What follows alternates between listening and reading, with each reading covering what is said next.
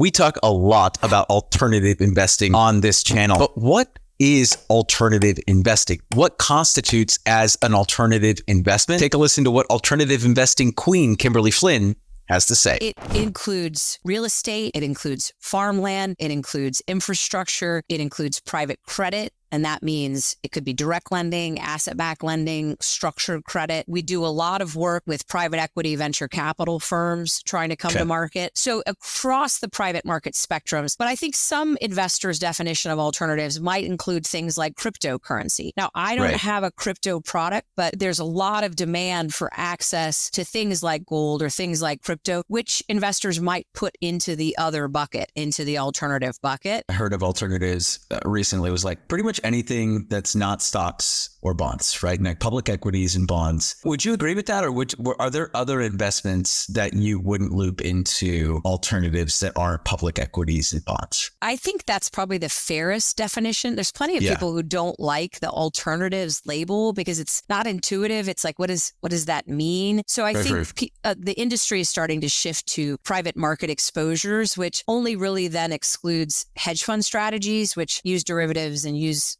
high degrees of leverage and things of that nature. I'm fairly democratic in terms of the definition. Like, I think anything that's not a stock and bond should be counted